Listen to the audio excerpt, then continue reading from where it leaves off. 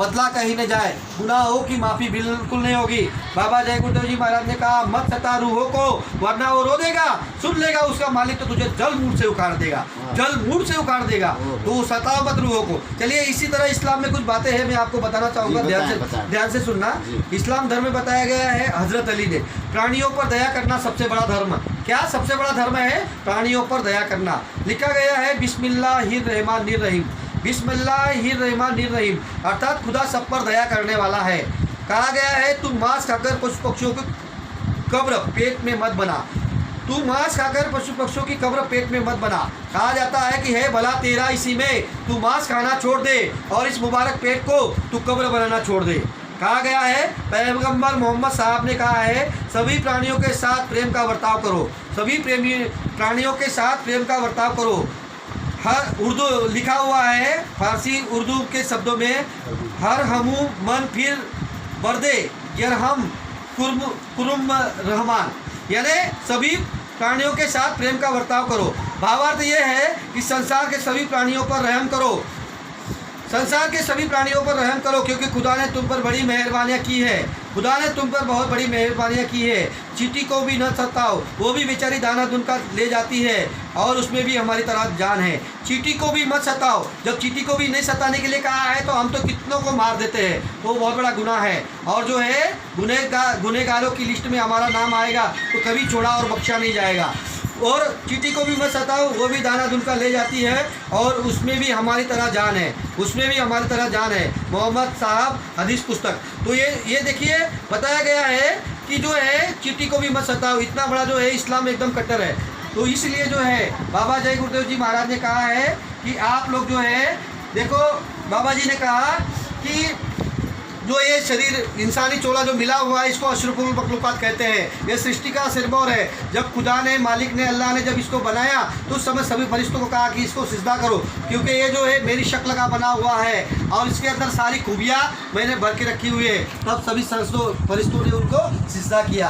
तो ये सृष्टि का सिरमौर जिसको गोल्डन टेम्पल कहते हैं, तो ये मानव मंदिर मिला हुआ है। इसके अंदर में बैठ करके जो है उस भगवान का जो है भजन करो सच्चे दिल से। बाबा जी ने कहा कि अपने गुनाहों की माफ़ी मांगो, रो तड़पो और मिन्नतें करो, तो हो सकता है कि पाक परवरदिगार आपके गिरते हुए आंसुओं को जो है देख ले और जो है परख ले, सच्चा आंसू है तो आपके ऊपर नियामतें बरसे, कुछ बरकतें उतार दे। तो ये हो सकता है कि खुदा अल्लाह ताला खुश हो जाए। लेकिन गुनाहों के दिल से अगर आप इबादत करोगे तो अल्लाह ताला आपकी इबादत को हरगिज़ मंजूर नहीं करेगा। ये बात साफ लिखी हुई है। बाबा जय गुरुदेव ने कहा है, देखिए कुरान शरीफ में शाकाहार पर जोर दिया गया है।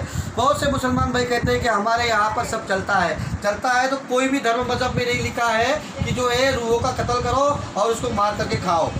ठीक साफ लिखा हुआ है, अहिंसा परमो धर्म, जियो और जीने दो, किसी को भी मत सताओ, यानी चींटी को भी मत सताओ। जब इतना बताया जा रहा है इस्लाम के अंदर में तो हम कैसे क्या मार सकते हैं। तो चलिए ठीक है, कोई बात नहीं है, ध्यान से सुनना। बताया गया है कुरान शरीफ में शाकाहार पर जोर दिया गया है। मनुष्य को अपने भोजन पर ध्यान देना चाहिए, मनुष्य को अपने भोजन पर ध्यान देना चाहिए। हमने बहुत पानी बरसाया, अनाज, अंगूर, औषधियाँ, खजूर आदि उगवाए, इनके चारों तरफ वृक्ष के फलों से और घास साग से घने भरे बाग बनवाए, तुम्हारी और तुम्हारी पशुओं की सेवा के लिए। क्या बताया गया है? तुम्हारी और तुम्हारी पशुओं की सेवा के लिए है। खजूर बनाए, औषधियाँ बनाई, चारों तरफ वृक्ष के फल बनाए, घास और साग बनाए, सब कुछ बनाया तुम्हारे और तुम्हारे पशुओं की सेवा के लिए। ये कुरान शरीफ में लिखा हुआ है, नंबर 84 और सूरह 80 में बताया गया है। कुरान शरीफ में नंबर 84 सूरह जो है 80 में बताया गया है। मांस मूर्खों और दुष्टों का भोजन, मांस मूर्खों और दुष्टों का भोजन। मांस आखिर दरख्त पर नहीं लगता, जमीन पर नहीं उगता। मांस आखिर दरख्त पर नहीं लगता, जमीन पर नहीं उगता। जानवर के बदन से कटकर जुदा होता है, उसे बड़ा ही कष्ट होता है। अगर हम इंसान हैं तो हमें दर्द आना चाहिए। हजारों नियामतें खुदा ने दी है, खाओ पियो और मजे ले, परंतु जरा सी जबान की खातिर किसी की जान लेना मूर्खता और बेअक्ली है। आईने हमदर्दी। क्या बताया गया है, अगर हम इंसान हैं तो हमें दर्द आना चाहिए। हजारों नियामतें खुदा ने दी है, खाओ पियो और मजे ले, परंतु जजा सी जबा के खातिर किसी की जान लेना मूर्खता और बेअक्ली है। आईने हमदर्दी, जो गला काटे और उनका अपना रहे कटाए, और इस मालिक के दरबार में, अल्लाह ताला के दरबार में बदला कहीं नहीं जाए। देखिए, और एक महत्वपूर्ण बातें मैं बताना चाहता हूँ। बताया गया है कि 14वीं सदी के बाद देश और दुनिया में भारी कोहराम मचेगा, जो इस वक्त में मचा हुआ है। 14वीं सदी के बाद देश और दुनिया में भारी कोहराम मचेगा। उस वक्त खुदा के दरबार से खुदा का पैगाम लेकर के एक फकीर उतरेगा, जिसका लिहाजा सफ़ेद होगा, जिसकी जबान में कशिश होगी, और वो पूरब से लेकर पश्चिम की ओर चलेगा और कहरे दरिया पार करेगा, और उनके साथ में बहुत बड़ा कारवा और काफिला होगा, बहुत सारी औरतें और बहुत सारे मर्द होंगे। और उस समय में कोहराम का वक्त आएगा, उस समय में सब लोग जो है उस फकीर की ओर दौड़ेंगे और आइंदा से गुनाह न करने की तौबा करेंगे और बचाओ खुदा करेंगे। तो वो कयामत का दौर अभी नजदीक आ रहा। इसलिए बताया गया है कि मुसलमानों समझ जाओ, कयामत आने वाली है। समझ जाओ मुसलमानों, कयामत आने वाली है। अभी तू सोच ले प्यारे, ये दुनिया जाने वाली है, ये दुनिया जाने वाली है और कयामत आने वाली है। तो क्या करना है, हमारी ईमान की दौलत को बरकरार रखो, अपने वजूद को जो है मिटने मत दो, और इंसानियत का तकाजे को पकड़ो, रूहों पर रहम करो, और जो है शराब का एक कतरा मत पियो, झूठ मत बोलो, चोरी मत करो, और जो है सूदखोरी मत करो, और जो है पराई स्त्री को जो है माँ बहन समझो, बुरी निगाह मत डालो, और जो है अनैतिक और गुनाहों के दलदल से बाहर निकलो, और सच्चे दिल से जो है भूखे प्यासे को खाना खिलाओ, और जो है जरूरतमंद को कपड़े दो, और बीमारों को दवा दो। और ये सब काम जो है सबको मिलकर इंसानियत भाईचारे के नाते सबको करना चाहिए। बुरे समय में तब जाकर के हो सकता है कि हमारा कोई अच्छा काम बन जाए और खुदा अल्लाह ताला मालिक जो है हमारे ऐसे सब कामों से जो है खुश हो जाए। तो बताया गया है कि कयामत कब आएगी। देखो, हजरत सल्लल्लाहु अलैहि वसल्लम को एक शख्स ने पूछा कि कयामत कब आएगी, तब उन्होंने कहा कि जब अमानत नष्ट हो जाएगी तब कयामत आएगी। तो अमानत नष्ट होने का मतलब क्या, अमानत नष्ट कब होगी? अमानत तब नष्ट होगी जब मामले अयोग्य लोगों के हाथों में चले जाएंगे। अयोग्य लोगों का मतलब कि हमारे घर की, परिवार की, समाज की, देश की, राजनीति की ये बागडोर गलत आदमियों के हाथ में अगर चली गई तो जो है अमानत नष्ट हो जाएगी देश दुनिया की। अमानत नष्ट का मतलब क्या है, बहू बेटी की इज्जत आबरू लूटी जा रही, गऊओं को काटा जा रहा है और निर्जीवों को मारा जा रहा है, और सबके साथ में जो है अनीति हो रही है, भ्रष्टाचार हो रहा है। ये सब अयोग्य लोगों के हाथों में जाने की बदौलत होगा। अयोग्य लोगों के हाथों में जब मामले चले जाएंगे तब कयामत जो है आएगी। तो ये जो बातें उन्होंने बताई तो आज के समय में बहुत कई जगह पर ये लागू पड़ती है।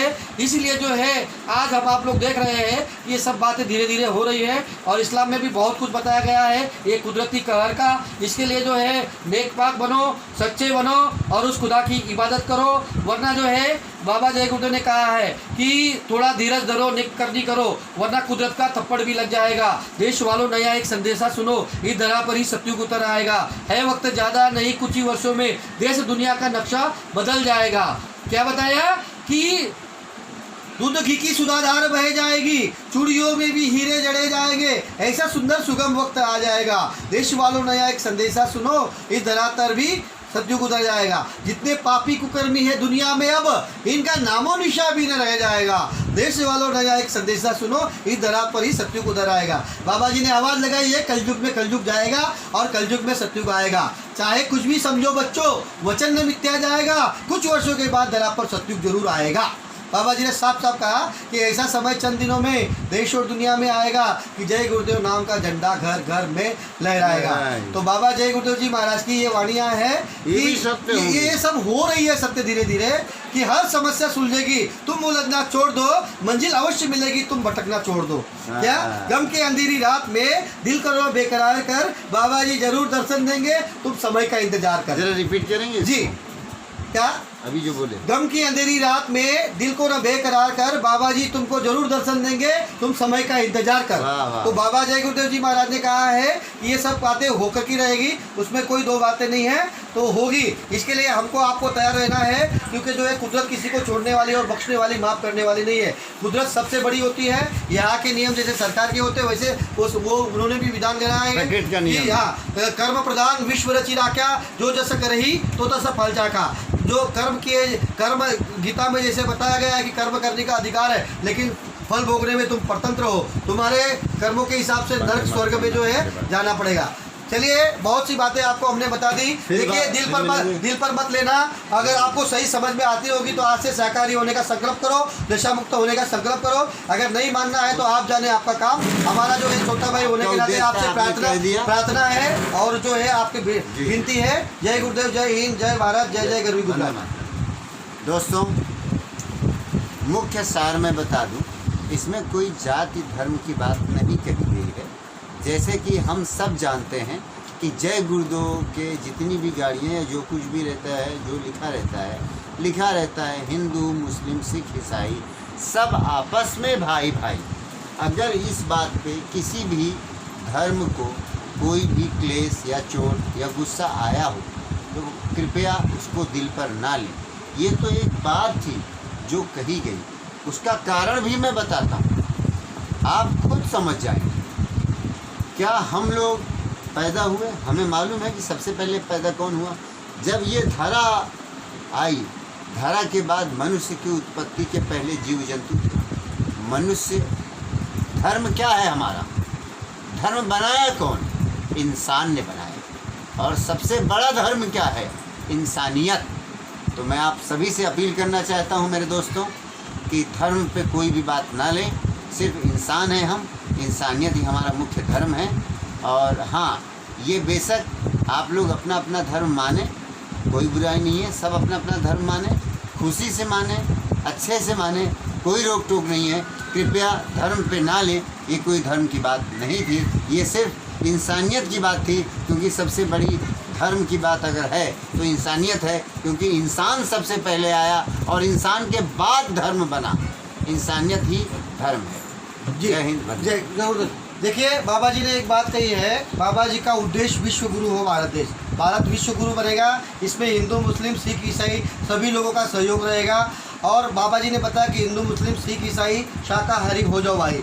सब धर्मों का कहना है शाकाहारी रहना है। तो आपसे एक प्रार्थना की जा रही है, मानना न मानना वो आपकी मर्जी की बात है। तो हमको जहाँ तक हमारे गुरु महाराज ने संदेश दिया है कि ये जो घटना है, जो वारदात हो रहे हैं, चोरी, डकैती, बलात्कार, व्यभिचार के, ये घटनाओं का मूल कारण जो है मांसाहार करने से जो है प्रवृत्ति गर्म होती है और हार्मोन्स बढ़ता है और एक तृष्णा जागृत होती है मांसाहार कर। जैसे आपको बता देता हूँ मैं, जैसे बकरे का मांस आपने खाया, तो बकरे का मांस खाने से क्या होता है, भारत में कहा जाता है जैसा खाओगे अन्न वैसा बनेगा मन, जैसे पियोगे पानी वैसी होगी वाणी। तो इसके तहत बकरे का मांस अगर आपने खा लिया तो बकरा माँ बहन बेटी की पहचान उनके अंदर में नहीं होती।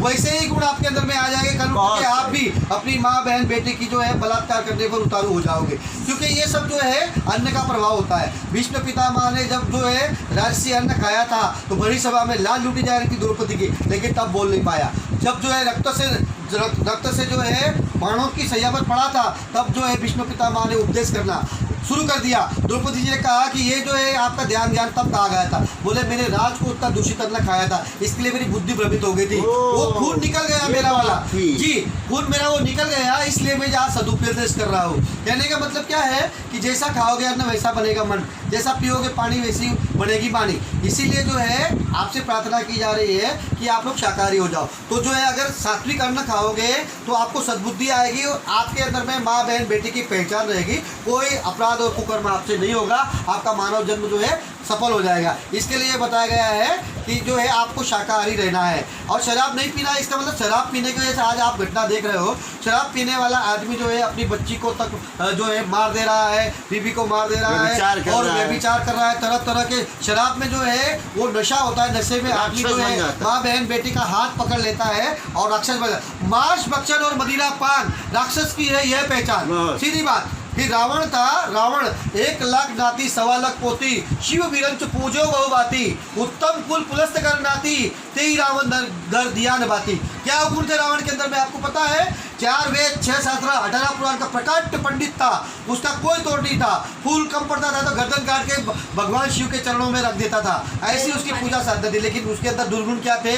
मांस भक्षण करना, मदिरा पान करना और परश्री का अभिलाष करना, ये उनके अंदर दुर्गुण था। इसीलिए वो रावण मारा गया। इसीलिए जी, इसलिए जो है ये कारण बना है कहते हैं कि पर नारी पेनी चुरी, मत कोई लगाओ अंग, 10 सिर रावण के कट गए पर नारी के संग। देखो इसीलिए ये शिक्षा दी जाती है धर्म के माध्यम से और सदगुरु के माध्यम से, बाबा जय गुरुदेव के माध्यम से, कि आप लोग इन बातों को समझो, आज से शाकाहारी हो जाओ और जो है किसी भी प्रकार का नशा मत करो। ये हमारी हाथ जोड़ के प्रार्थना है। जय गुरुदेव, जय हिंद, जय भारत, वंदे मातरम।